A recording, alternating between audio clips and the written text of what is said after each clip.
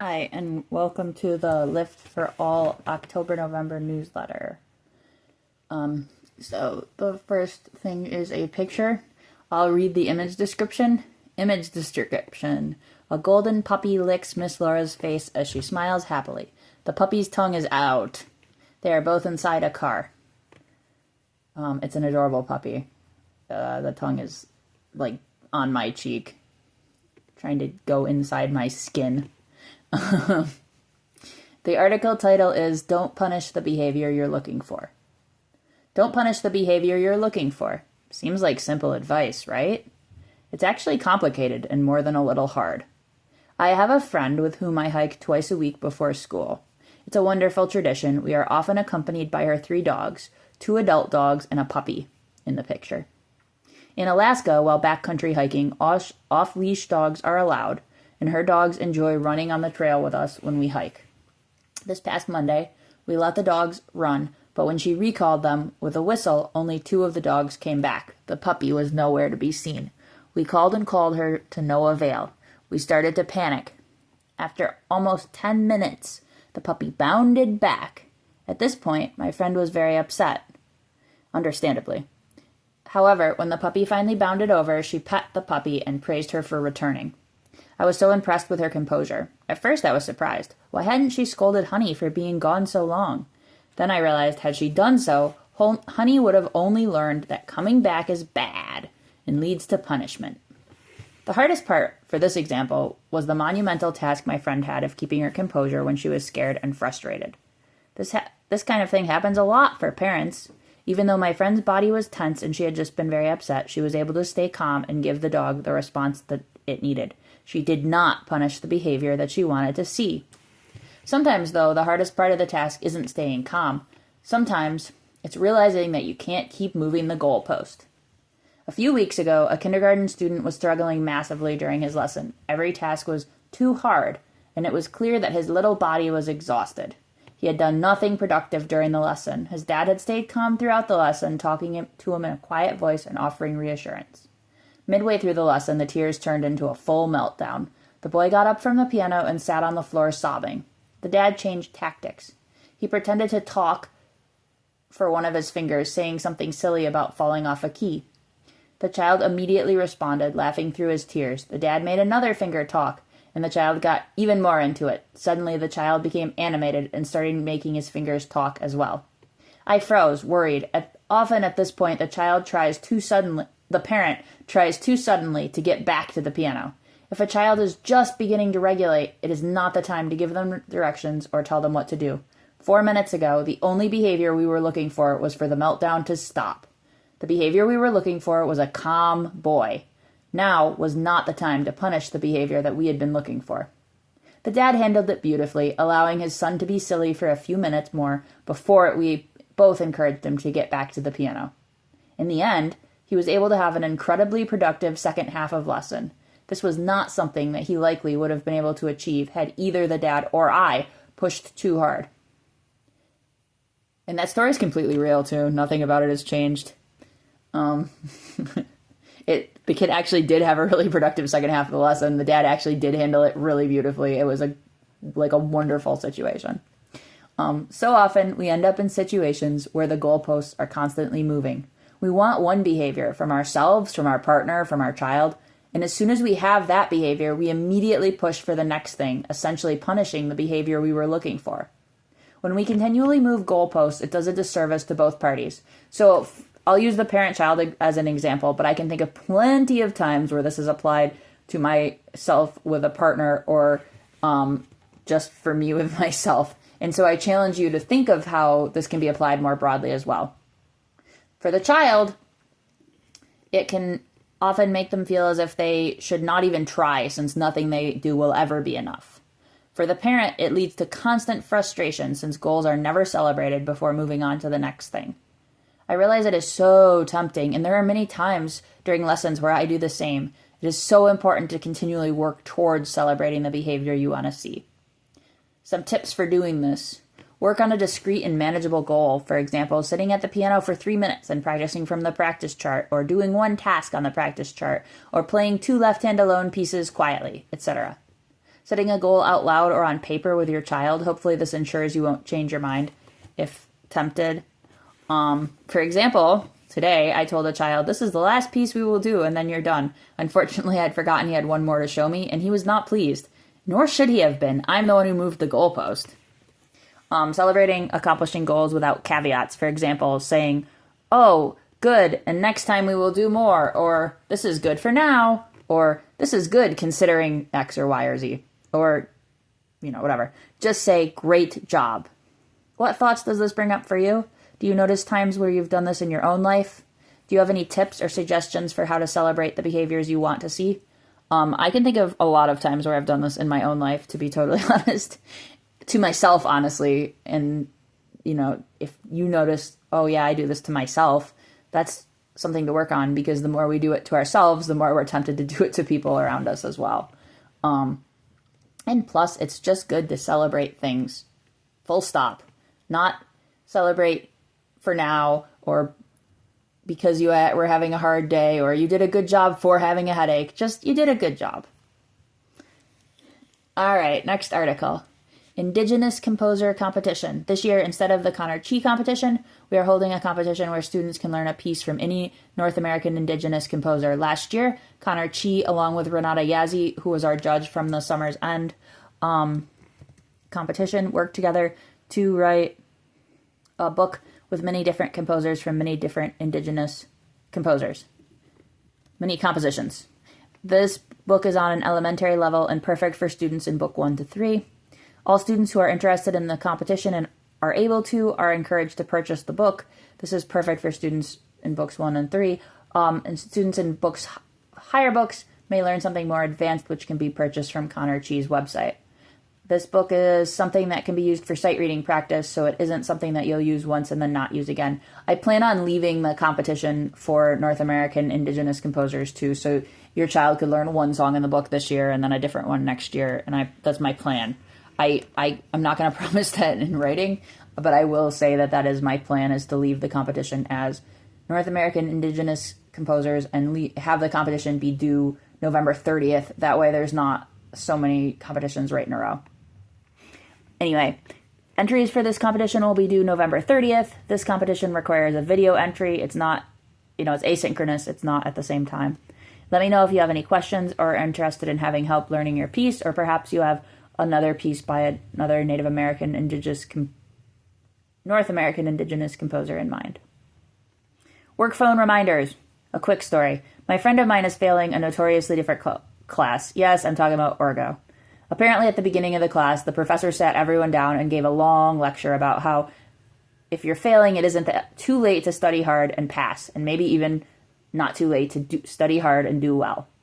My friend told me she felt like the professor was talking directly to her.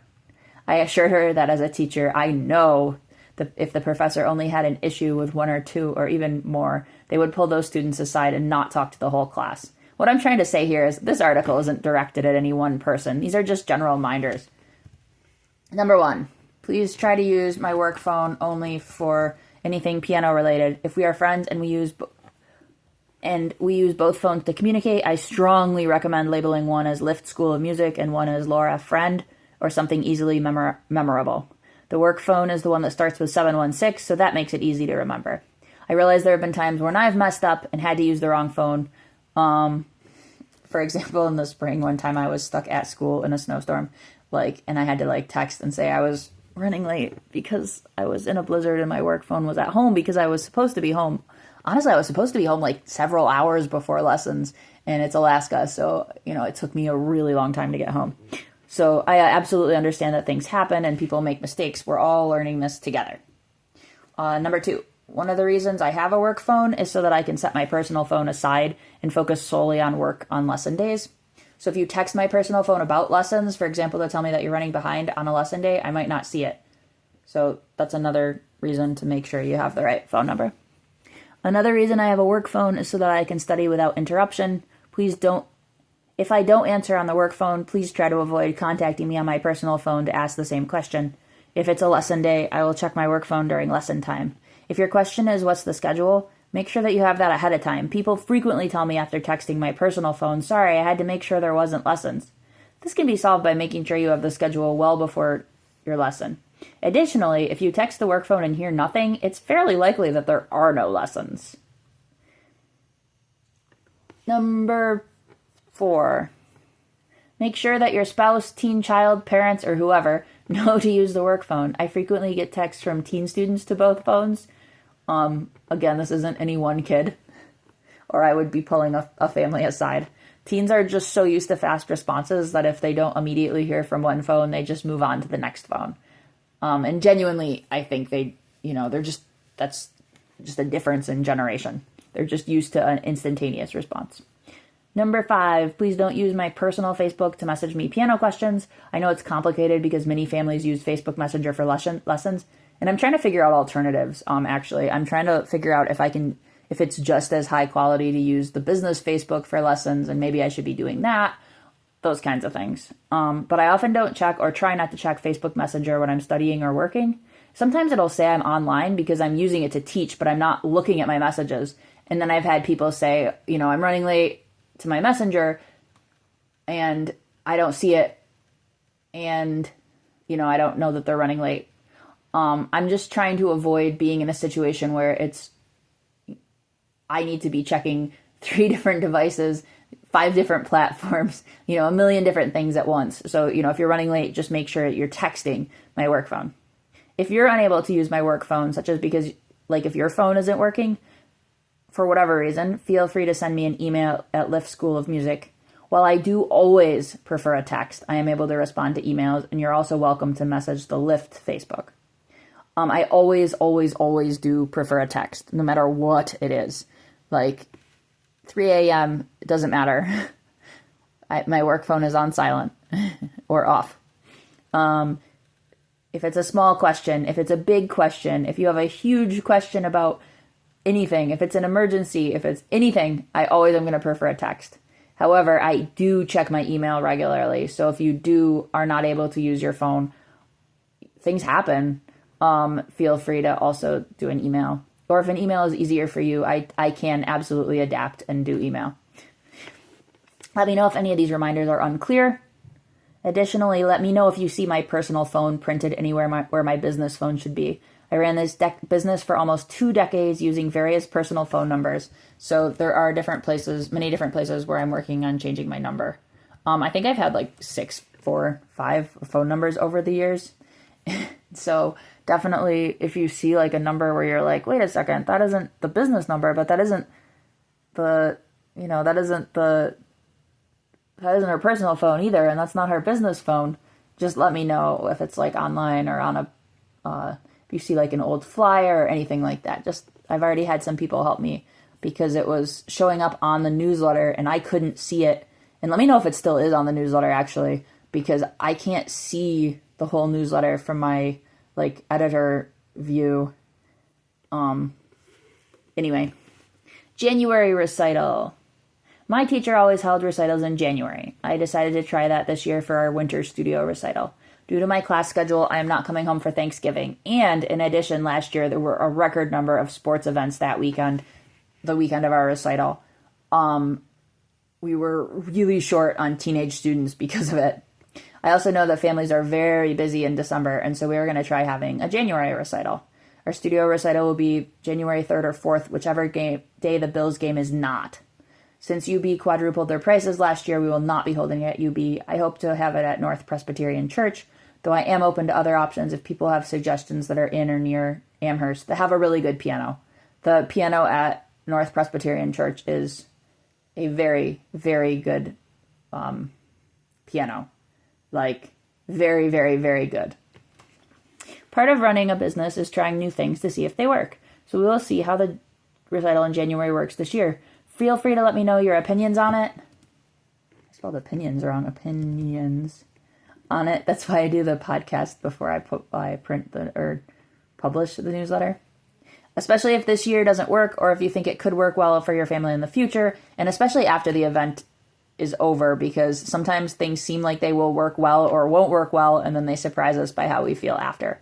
So I will definitely feel free to give me your opinions now, but I will definitely be asking for people's opinions after because you could be thinking, oh, it's going to be so hard to make sure that my kid is ready for the recital, and then it might end up, working really well. You might actually be like really relieved that you don't have to worry about a piano recital right around Thanksgiving and Christmas, or you might feel like, you just don't know until after the event happens.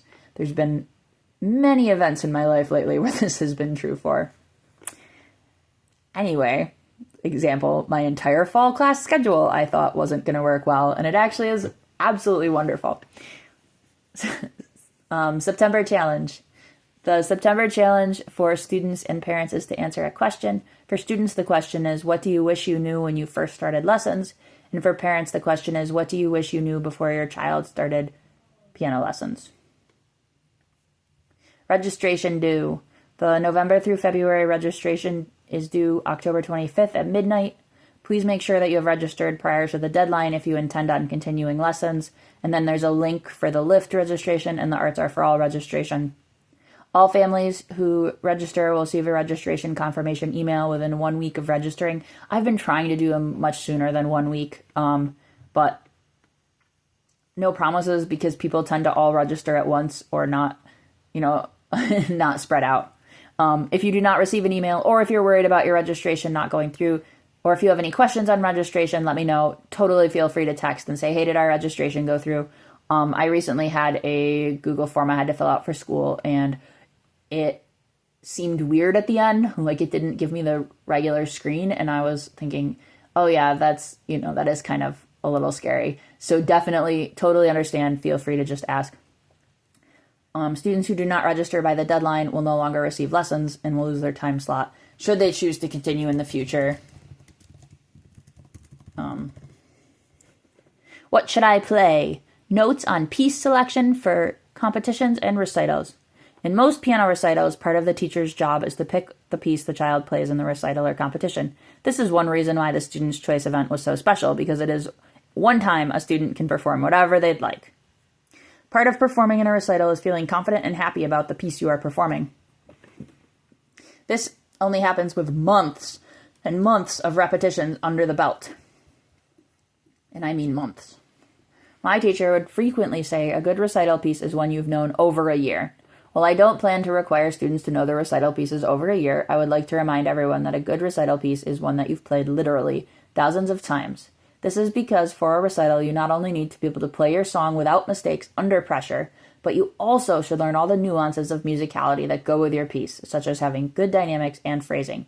This is just as important for beginner students as advanced ones. Trust me, there is even phrasing to be learned on the twinkles. In the past, there have been students who have asked to switch pieces, or even who have switched pieces themselves right before the recital. And while it seems like a nice teacher would allow that, it often ends with a student feeling underprepared and anxious.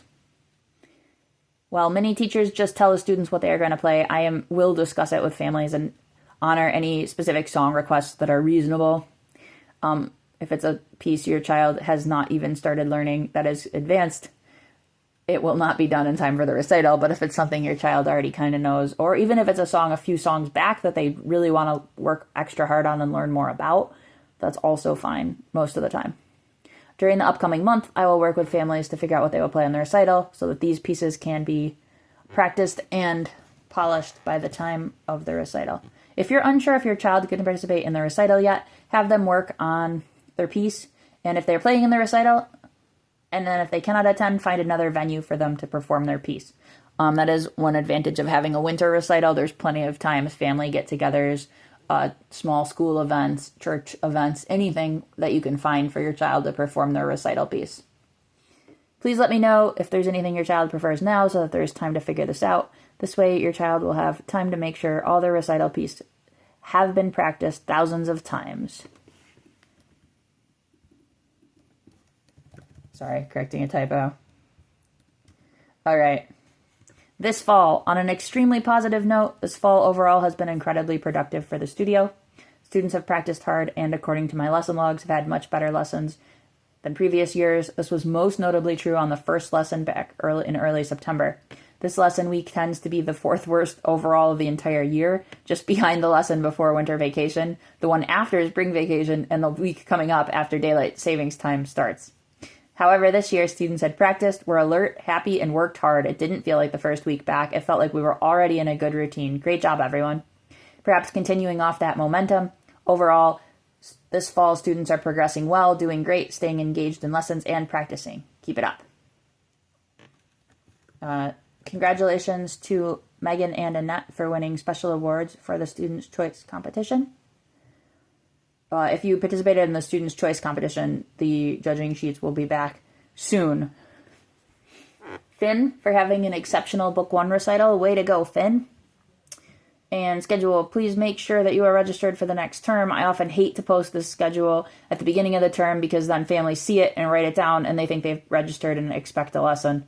You've only registered if you fill out the Google Forms and watch the video, and you receive a registration confirmation, which is sent within I say a few days of registration here and then a week earlier. I really am trying to do 3 days, but it's not working, so I really have to say a week.